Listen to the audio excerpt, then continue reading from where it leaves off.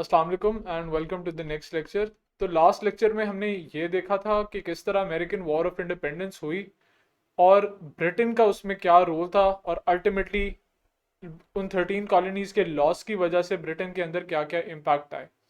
हमने ये देखा था कि एक उसमें वजह मर्केंटलिस्ट सिस्टम और एक ओल्ड कॉलोनियल सिस्टम वजह बनी अमेरिकन वॉर ऑफ इंडिपेंडेंस की, जिसमें जो कॉलोनीज के लोग थे उन्हें रिप्रेजेंटेशन जो थी कॉन्स्टिट्यूशनल और पॉलिटिकल मैटर्स में नहीं दी जाती थी।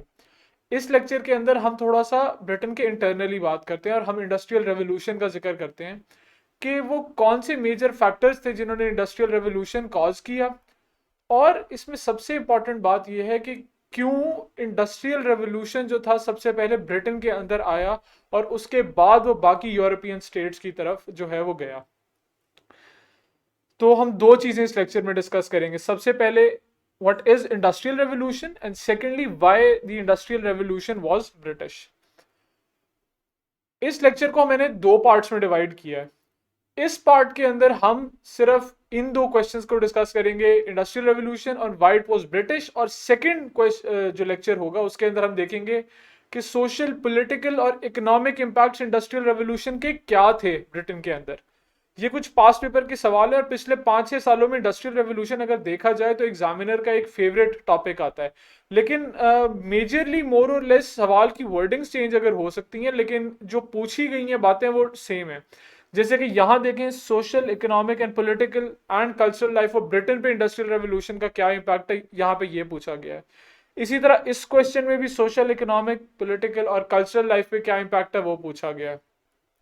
और ये जो सेकंड क्वेश्चन है इसमें भी मोर और लेस वर्डिंग जो है वो उन्होंने बेसिकली एक कोट हमें दे दिया है कि the 18th century witnessed the emergence, rise and growth of two movements, agrarian and industrial, which revolutionized the life of English people। इसमें भी मेजरली हम उन कॉजेज की बात करेंगे और क्या कॉन्सिक्वेंसेज और इम्पैक्ट्स आए इंडस्ट्रियल रेवोल्यूशन के, पॉलिटिकल, इकोनॉमिक, सोशल, जो हमारी तीन मेजर डायमेंशंस होती हैं जिसमें हम तमाम इश्यूज को जो है सम अप कर लेते हैं, तो हम उसमें वो डिस्कस करेंगे। तो सबसे पहले हम एक टाइम पीरियड डिसाइड करते हैं कि इंडस्ट्रियल रेवोल्यूशन कब आना शुरू हुआ। अगर हम ब्रिटेन की हिस्ट्री में देखें जाके तो हमें इंडस्ट्रियल रेवोल्यूशन का जो टाइम है वो इस एरा के अंदर ज़्यादा नज़र आता है। और हम उन चेंजेस को गेज किस तरह करते हैं कि हम देखते हैं कि इंडस्ट्री जो कि पहले ह्यूमन लेबर पे बहुत ज़्यादा डिपेंडेंट थी, वो डिपेंडेंसी ख़त्म होकर मशीन्स की तरफ जाना शुरू होती है।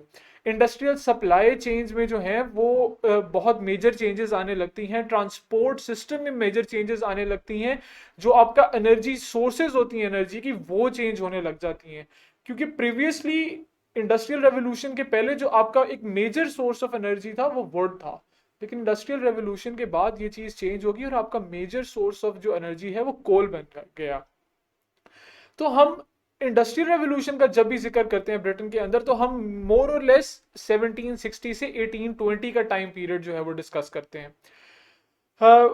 और इंडस्ट्रियल रेवोल्यूशन को हमने यहाँ पे डिफाइन इस तरह किया है कि it implied a change from domestic system to factory system, from hard work to machine work. कि मशीन ने आके किस तरह ह्यूमन लेबर की डिपेंडेंसी खत्म कर दी, सप्लाई चेन में जो इंसानों का रोल था उसको कम कर दिया, और किस तरह डोमेस्टिक वर्क से लेकर एक फैक्ट्रीज जो हैं वो कारखाने इस्टेब्लिश होने लगे।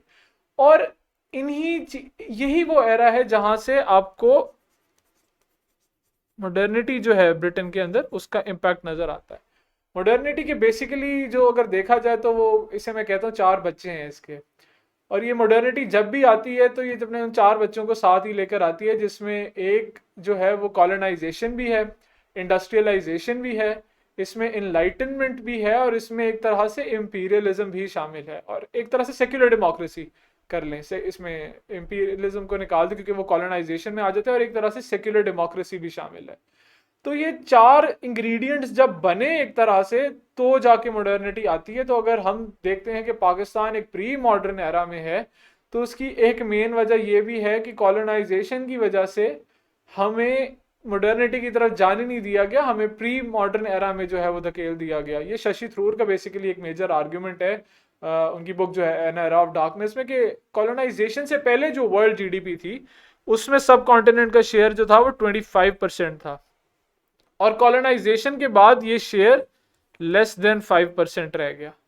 अब इसकी सिग्निफिकेंस असल में बताने की आपको ये है कि जीडीपी कम हुआ, इसका मतलब आपका इकोनॉमिक चंक जो था वो एक तरह से कम होता है, और आप एक तरह से प्री मॉडर्न एरा के अंदर जो है वो जाके एक तरह से आपकी सोसाइटीज को धकेल दिया जाता है। तो ये एक एस्पेक्ट है, आपको एसए में भी काम आ सकता है, आपको ब्रिटिश हिस्ट्री में भी काम आ सकता है, तो मैंने सोचा आपसे डिस्कस कर लें। तो सबसे पहले हम देखते हैं कि ब्रिटेन में चेंजेस क्या हैं। Changes in the textile industry. Textile की इंडस्ट्री में चेंजेस क्यों आई कि एग्रेरियन रेवोल्यूशन तो पहले ही था ब्रिटेन में कि लैंड्स जो थी वो पेसेंट्स में डिस्ट्रीब्यूट एक तरह से हो चुकी थी, फिर भी फ्यूडल होल्डिंग्स थी, लेकिन लैंड्स पेसेंट में डिस्ट्रीब्यूट हो चुकी थी। तो एक स्ट्रॉन्ग स्ट्रक्चर था जो कि कॉटन, वूल और इस तरह की चीज़ों को मैन्युफैक्चर करने के लिए प्रोवाइड कर सके। और ब्रिटेन की जो कॉलोनीज थी अपनी, जो कैरिबियन में थी या फिर साउथ अमेरिका, लैटिन अमेरिका में थी या फिर सब कॉन्टिनेंट में थी, वो बेसिकली एग्रेरियन इकोनॉमीज थी, तो वो बेसिकली रॉ मटेरियल प्रोवाइड कर सकती थी। लेकिन उन कॉलोनीज में एक चीज नहीं थी, उनमें कॉलोनीज में इनोवेशन या मशीन्स नहीं थी जो कि उन रॉ मटेरियल्स को फाइनल प्रोडक्ट्स में तैयार कर सकें। जैसे यहाँ पे मैंने कुछ मशीन्स का जिक्र किया और ये एमसीक्यूज के लिए बहुत इंपॉर्टेंट है, ये पूछी गई है। मैंने मेंशन भी सिर्फ यहाँ पे इसीलिए कुछ चंद मशीन्स को किया है कि ये एमसीक्यूज के लिए बहुत इंपॉर्टेंट है। जॉन के ने फ्लाइंग शटल इन्वेंट की, जेम्स हारग्रीव्स ने स्पिनिंग जेनी, और एडमंड कार्टराइट ने पावर लूम। ये बेसिकली कॉटन वीविंग या फिर जो आपके लेदर प्रोडक्ट्स बनाने के लिए जो उन्हें वीव करने के लिए जो मशीन्स होती हैं, सारी उसी की कैटेगरीज हैं। तो आपने ये याद करना है, आपने ये याद रखनी है इन चीज़ों को, पेपर में भी कोट करें, एमसीक्यूज में भी हेल्प करेंगी आपको। तो सबसे पहली हमारे पास चेंज आती है टेक्सटाइल इंडस्ट्री में। फिर इंप्रूवमेंट्स आती हैं आपके पास आयरन और कोल इंडस्ट्री में। ये दो यहाँ पे दो साइमल्टेनियसली जो है वो चीज़ें हो रही हैं कि एक तरह से आपके पास, क्योंकि मैंने पहले बताया कि जो प्रीवियसली आपके पास wood as a major source of energy जो था वो था, लेकिन उसके बाद क्योंकि वुड एक लिमिटेड रिसोर्स में आपके पास अवेलेबल है एज कंपेयर टू कोल, जिसकी आप माइनिंग कर सकते हैं और ये कंसिडरेबली लार्ज क्वांटिटीज में आपके पास अवेलेबल होता है। तो जब आपने एक मैकेनिकल फॉर्म ऑफ इंडस्ट्री की तरफ जाना था जिसमें मैनुअल लेबर कम हो, मशीन ज्यादा, और मशीन जो है वो एक एनर्जी सोर्स पे चल रही हो, जो एनर्जी सोर्स आपका कोल हो या फिर इस तरह की कोई और भी चीज हो, तो आपको वुड से हटना पड़ा। और जो आयरन और कोल के रिजर्व्स थे वो ब्रिटेन में कंसिडरेबली बहुत ज्यादा थे as compare to the other nations. फिर यहाँ पे हमारे पास ट्रांसपोर्ट सिस्टम में बहुत ज़्यादा चेंजेस आती हैं कि जो रोड हैं, जो पक्की सड़कें का निज़ाम है, क्योंकि आपकी जो ट्रेन हैं या फिर मॉडर्न जो आपका लोकोमोटिव्स हैं, वो उनके लिए आपको एक सर्टेन सरफेस चाहिए होती है जिसपे वो चल सकें। तो वो इन्वेंशंस हमें ब्रिटेन के अंदर भी नज़र आती हैं। द फर्स्ट लोकोमोटिव जिसमें ट्रैविथिक ने इन्वेंट किया, लेकिन जो इससे भी बड़ी एक तरह से इन्वेंशन है वो आपको स्टीम लोकोमोटिव्स के अंदर नजर आती है। जॉर्ज स्टीफनसन ने स्टीम लोकोमोटिव डिजाइन किया और these inventions were localised to Britain at that particular point. तो इसी तरह विलियम हैडली ने पफिंग बिली प्रमोट किया। Puffing Billy is a sort of an engine जो बेसिकली स्मोक एक तरह से वाइट स्टीम जो की फॉर्म में करता है, क्योंकि कोल उसके अंदर जलता है जो एनर्जी प्रोवाइड करता है, और जो आपका रेजिड्यू बचता है वो धुएं की फॉर्म में बाहर आ जाता है। अगर किसी का साइंस बैकग्राउंड होगा तो समझ सकते हैं, लेकिन यहाँ पे इन चीज़ों का बताने का मकसद है एमसीक्यूज के लिए आपको थोड़ी सी हेल्प हो। अब हम इस तरह से आते हैं, हम देखते हैं कि why the industrial revolution was British, के ब्रिटेन में ही क्यों सबसे पहले ये आया। अच्छा, ये जो मैं आर्ग्यूमेंट्स इस सेक्शन में यूज करूंगा ये एक मैंने किताब से लिए हैं, Robert Allen, he is I think a development economist from Harvard, और इनकी एक किताब है द ब्रिटिश, आप इसकी समरी भी पढ़ सकते हैं लेकिन मोस्टली मैंने समरी ही डिस्कस की, ब्रिटिश इंडस्ट्रियल रेवोल्यूशन इन, यहाँ लिख लेते हैं, ग्लोबल पर्सपेक्टिव। वो हमें बताता है रॉबर्ट एलन, और ये सारे आर्ग्यूमेंट्स उसी के हैं तो मैं पहले से आपको बता रहा हूँ। रॉबर्ट एलन हमें बताता है कि इंडस्ट्रियल रेवोल्यूशन ब्रिटेन में सबसे पहले क्यों नहीं आई, किसी और कंट्री में जाके सब ये क्यों नहीं आई। इसका जो मेन क्या कहते हैं जहाँ पे इसकी बर्थ हुई वो ब्रिटेन क्यों था। सबसे पहला पॉइंट कि Britain had achieved considerable success in international trade through possession of the colonies. मैंने आपको पहले ये बताया कि हम ये 1760 से लेके 1820 के एरा के अंदर बात करें। 1760 में अगर आपको याद हो ब्रिटेन ने 7 ईयर्स वॉर जीती थी। 7 ईयर्स वॉर के बाद लार्ज अमाउंट की टेरिटरी नॉर्थ अमेरिका के अंदर भी, जो उसने फ्रांस से ली थी, और सब कॉन्टिनेंट के अंदर भी ब्रिटेन ने बहुत ज्यादा टेरिटरी गेन की थी, तो कलोनियल पोजेशंस उसके बड़े थे। कलोनियल पोजेशंस बड़े थे तो इंटरनेशनल ट्रेड एक तरह से आपकी कॉलोनी से बहुत ज्यादा बढ़ जाती है। तो सबसे पहला यहाँ पे ये है, वजह है कि इंटरनेशनल ट्रेड, और इसका इम्पैक्ट क्या है कि ब्रिटेन के अंदर डिमांड बढ़ी गुड्स की। एक तो कॉलोनीज में भी डिमांड बढ़ी, ब्रिटेन के अंदर गुड्स की डिमांड बढ़ी, जिसकी वजह से आपका ब्रिटेन में एक हाई वेज इकोनॉमी जनरेट हुई कि लेबरर्स के लिए as compare to other European countries वो वेजेस का जो सिस्टम था वो ब्रिटेन में कंसिडरेबली हाई था। एक और फैक्टर है कि ब्रिटेन में चीप एनर्जी इकोनॉमी थी। आगे जाके मैंने एक चार्ट भी इसमें इस स्लाइड में आपको शो करूंगा जिसमें वो कंपैरिजन करता है एक तरह से कि वुड और कोल की prices as compare to Britain बाकी अदर यूरोपियन कंट्रीज में क्या थी। So these two factors were pivotal in making Britain as a spring board of industrial revolution. इसके बाद हम देखते हैं कि growth of cities and manufacturing increase the demand for labour. कि ब्रिटेन के जो नॉर्थ में लैंकाशायर, लीड्स और इसी तरह मैनचेस्टर, ये मेजर इंडस्ट्रियल सेंटर्स आपके बन के उभरे। अब जब कारखाना लगता है, कारखाना किसको अट्रैक्ट करता है? पॉपुलेशन को अट्रैक्ट करता है, क्योंकि as compare to the agrarian economy कारखाना आपको ज्यादा वेज दे रहा होता है। लेकिन उसका ड्रॉबैक क्या है? जब एक लार्ज अमाउंट ऑफ पॉपुलेशन एक सर्टेन कारखाने की वजह से एक जगह लोकेट होती है तो रिसोर्सेज उस जगह के इतने ज्यादा नहीं होते कि वो उस पॉपुलेशन को सपोर्ट कर सकें। तो जनरली हम जो अर्बनाइजेशन के मसले देखते हैं कि स्क्वाटर सेटलमेंट्स हैं, हेल्थ एजुकेशन की फैसिलिटीज नहीं है, पॉवर्टी बहुत ज्यादा बढ़ रही है। ब्रिटेन में वो मसाइल भी जो है वो जाके इस एरा में जनरेट होने लगे, लेकिन ये हम आगे जाके फर्दर इनको डिटेल में डिस्कस करेंगे। अभी के लिए कि ब्रिटेन में लार्ज मेगा इंडस्ट्रियल सेंटर्स जो हैं वो नॉर्थ में ब्रिटेन के आने लगे, लैंकाशायर, लीड्स, मैनचेस्टर, जिसमें कुछ एग्जांपल्स हैं जो कि हाई वेजेस ऑफर कर रहे थे, इसीलिए लार्ज पॉपुलेशन जो है वो वहां पे जाके अट्रैक्ट होना शुरू हुई। ये मैंने एक रॉबर्ट एलन की ही बुक से इसका किताब है। अब ये देखें, ये जो चार्ट है, ये सबसे ऊपर वाला पॉइंट ये लंदन की जो वेजेस हैं आपको शो करता है। ये सेकंड पे आपको एम्स्टरडैम जो कि आजकल नेदरलैंड्स में है, ये इसके बाद जो पिंक है ये दिल्ली को शो करता है। अगर मैं 1775 को एक तरह से कंपैरिजन का पॉइंट ले लूं और मैं उसके बाद अगर ये इस पॉइंट पे कंपैरिजन करूं और फिर इस पॉइंट पे कंपैरिजन करूं, तो आप इन तीनों पॉइंट्स पे देख सकते हैं कि ये 1, ये 2 और ये 3, इन तीनों पॉइंट्स पे देख सकते हैं कि एक्सपोनेंशियल राइज आपको ब्रिटेन में जो है वो नजर आ रहा है। जब ये एक्सपोनेंशियल राइज होगा तो वो ज्यादा तेजी से आपकी इंडस्ट्रियलाइजेशन होगी, क्योंकि बाकी कंट्रीज इतने ज्यादा वेजेस नहीं ऑफर कर रहे थे अपने लेबर को। अब इस ट्रेड एक्सपेंशन की वजह ब्रिटेन का विगरस इंपीरियलिज्म भी था। ब्रिटेन की नॉर्थ अमेरिका में भी कॉलोनीज थी, कैरेबियन में भी कॉलोनीज थी, साउथ अमेरिका में भी कॉलोनीज थी, मेजर ट्रेड रूट्स ब्रिटेन ने ऑक्यूपाई किए हुए थे।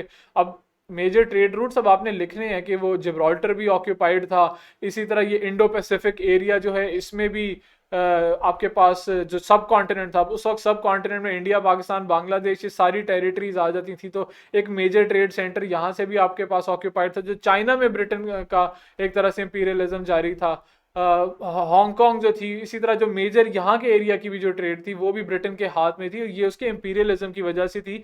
इंपीरियलिज्म के बाद ब्रिटेन की नेवी बहुत ज्यादा उस पॉइंट पे थी, क्योंकि कॉलोनाइजेशन के लिए आपको जो है वो सोल्जर्स के मुकाबले में नेवी का जो है बहुत ज्यादा रोल था, कि नेवी ने ही जाके उस एरिया को, जो आपके कोस्टल एरियाज हैं, सबसे पहले उनको जो है वो एक तरह से ऑक्यूपाई करना होता है। इसी तरह वो नेविगेशन एक्ट्स में मर्केंटलिस्ट मेयर्स हम लास्ट लेक्चर में डिस्कस कर चुके हैं। मर्केंटलिस्ट लेक्चर्स में किस तरह एक प्रोटेक्टेड इकोनॉमी जो है कॉलोनाइजर अपने लिए जनरेट करता है, जिसका फायदा उसकी अपनी जीडीपी को होता है, उसकी अपनी ट्रेड को होता है, उस कंट्री को नहीं होता जो वो चीजें एक्सपोर्ट या इंपोर्ट कर रही होती है। नेक्स्ट पॉइंट है the growth of London created a shortage of would. London की पॉपुलेशन बढ़ी, जो ट्रेडिशनल सोर्सेज जो पहले थे वुड के वो इनसफिशिएंट रहे, इसीलिए जो है कोल की एक्सप्लॉयटेशन की गई। These technologies eventually revolutionise the world but at the outset they were बेयरली profitable in Britain. अब वो ये बात कह रहा है कि ये टेक्नोलॉजी सिर्फ ब्रिटेन में ही क्यों प्रॉफिटेबल थी, क्योंकि टेक्नोलॉजी सिमल्टेनियसली एक तरह से डिफ्यूज करती हैं बाकी मुल्कों के अंदर भी। बाकी मुल्कों के अंदर इस तरह था नहीं था कि कोई इन्वेंशंस नहीं हो रही, लेकिन बाकी मुल्कों के अंदर भी इन्वेंशंस जो हैं वो हो रही थी। लेकिन ये ब्रिटेन के अंदर ही पर्टिकुलरली प्रॉफिटेबल क्यों थी, उसकी दो बुनियादी वजूहात है कि ब्रिटेन के अंदर इंडस्ट्रियल वेज जो थी वो सबसे ज़्यादा थी उस पॉइंट पे, और ब्रिटेन के अंदर जो आपका जो एनर्जी है, एनर्जी इनपुट है, वो बहुत सस्ता था। कारखाना चलने के लिए आपके दरमियान ये एक मेजर उसकी जो रीज़न है वो ये होती है कि कारखाना प्रॉफिटेबल हो, इनपुट सस्ते हो जितने आप कारखाने में डाल रहे हैं, और आउटपुट उससे ज़्यादा महंगा आप बेच सकें। मतलब आप 5 रुपए की चीज़ अगर इनपुट कर रहे हैं तो कम से कम आपको उस पर जो प्रॉफिट है वो 10 रुपए होना चाहिए, ताकि आप 5 रुपए तो अपने इनपुट्स को जस्टिफाई कर सकें और 5 रुपए प्रॉफिट ले सकें। तो ये बाकी उस वक्त मुल्कों में नहीं था, क्योंकि एनर्जी उन ममालिक में बड़ी महंगी थी। ब्रिटेन में कंसिडरेबली एनर्जी की जो वैल्यूज थी वो सस्ती थी। ये एक कंपैरिजन है prices of wood and coal in Britain. ये आप इस पॉइंट को अगर देखें, ये BTUs में ब्रिटिश थर्मल यूनिट है, एक एनर्जी का यूनिट है, तो आपको इसमें जाने की ज़रूरत नहीं है। आप सिर्फ कंपैरिजन में देखें कि एज कंपेयर टू वुड, कोल की प्राइसेस बहुत ज़्यादा चीप थी ब्रिटेन के अंदर। तो ये बेसिकली अगर मैं इन दोनों पॉइंट्स को कंपेयर करूं, ये जो है आपका डिफरेंस आ जाता है जो इनकी प्राइसेस में था। इसी तरह ये प्राइस ऑफ एनर्जी देखें, इसमें लंदन की आप कंपैरिजन करें और न्यू कैसल की, ये आपका लंदन है और ये आपका जो है न्यू कैसल है। आप इनकी प्राइसेस का कंपेयर करें बाकी इंडस्ट्रियल सेंटर से। बीजिंग का देखें, सबसे हाईएस्ट नज़र आती है। पेरिस जो कि फ्रांस में सबसे हाईएस्ट नज़र आती है आपको। इसी तरह एम्स्टरडैम जो है वो आपको एक हाई पॉइंट पे नज़र आती है। स्ट्रासबर्ग जो है उसकी कंपैरेटिवली कम है, लेकिन फिर भी जो कंपैरेटिवली बाकी अदर यूरोपियन पावर से ब्रिटेन के अंदर जो है वो एनर्जी उस वक्त ज़्यादा चीप जो है वो आपको नज़र आती है। तो ये कुछ मेजर वजूहात हैं जिनकी वजह से हमने देखा कि ब्रिटेन के अंदर इंडस्ट्रियल रेवोल्यूशन क्यों आया। इसके बाद क्लाइमेटिक फैक्टर्स का बड़ा है कि ब्रिटेन का क्लाइमेट डैम था। ये एक बेसिकली थियरी है कि जो सर्द इलाकों के लोग होते हैं वो ज़रा जांबाज थोड़े से होते हैं। मॉन्टेस्क्यू, अगर आपने पॉलिटिकल साइंस पढ़ी है, मॉन्टेस्क्यू ने भी इस बारे में कुछ कहा है। तो बेसिकली उस डैम क्लाइमेट ने एक स्पिरिट ऑफ हार्ड वर्क जो है और वो क्रिएट किया। फिर मैक्स वेबर है, उसकी किताब है Protestant work ethic and the spirit of capitalism, की जो कैपिटलिज्म है उसकी इमरजेंस प्रोटेस्टेंट कंट्रीज में होने की वजह ही ये है कि वो हार्डवर्क प्रोटेस्टेंट कंट्रीज बहुत ज़्यादा वैल्यू करते हैं, और जो कैपिटलिज्म है वो हार्डवर्क को जस्टिफाई करता है कि अगर जो लोग मतलब अचीव कर सकते हैं, जिनके अंदर कैपेबिलिटीज हैं, वो अपने स्किल्स होन कर सकते हैं, वो सक्सेस जाके अचीव करें, जो पीछे रह रहे हैं वो रहें। फिर एक तरह से इसमें रिलीजियसली एक कॉज थोड़ा सा जो थियरी में हम देखते हैं, द इफेक्ट ऑफ प्यूरिटेनिज्म, ये भी प्रोटेस्टेंटिज्म ही से आप समझ लें कि फ्रूगैलिटी जो एक तरह से करी जाती है कि ज़्यादा फराख दिल जो है वो खर्च ही ना की जाए, ताकि कैपिटल आपके पास एक्यूमुलेट हो और उस कैपिटल को आप अगेन री इन्वेस्ट जाके कर सकें। तो वो न्यू इंडस्ट्रियल इन्वेंशन, या फिर अगर आपने इंडस्ट्री को बढ़ाना है तो वो कैपिटल जो है वो आपके सामने अवेलेबल होता था। और लास्टली और बहुत इंपॉर्टेंट पॉइंट, कि पॉलिटिकल स्टेबिलिटी जो कि ब्रिटेन में ग्लोरियस रेवोल्यूशन के बाद आती है, ये पॉइंट आपने डिटेल में एक्सप्लेन करना है कि as compared to the other countries, Britain had a political government which was elected by their representatives. There was no war of liberation or a no war of succession in Britain after the Glorious Revolution, but in Europe, you can see you had Austrian War of Succession. You had the 7 Years' War, in which different powers, the Austrian Empire, the Prussian Empire, was involved. Britain के अंदर कोई absolutist government नहीं थी, जबकि Europe में उस time के हर mostly country के अंदर एब्सोल्यूटिस्ट डिक्टेटोरियल गवर्नमेंट्स एग्जिस्ट कर रही थी। तो इंडस्ट्रियल रेवोल्यूशन ने ब्रिटेन को वो पाथ एक तरह से दिया कि वो पॉलिटिकल स्टेबिलिटी और इकोनॉमिक स्टेबिलिटी ब्रिटेन के अंदर रहे, जिसमें लॉन्ग टर्म पॉलिसीज लोगों के नुमाइंदे बना सके। और ये बहुत इंपॉर्टेंट पॉइंट है, इसको आपने डिटेल में एक्सप्लेन करना है, कि इसमें डिटेल्स हम पहले पढ़ चुके। तो ये इस पार्ट का था। नेक्स्ट पार्ट में हम वो particular economic, social, political causes देखेंगे जो कि ब्रिटेन में आए इंडस्ट्रियल रेवोल्यूशन की वजह से। हम कॉन्सिक्वेंसेस पे जो है मोस्टली फोकस करेंगे। So until the next lecture, Allah Hafiz.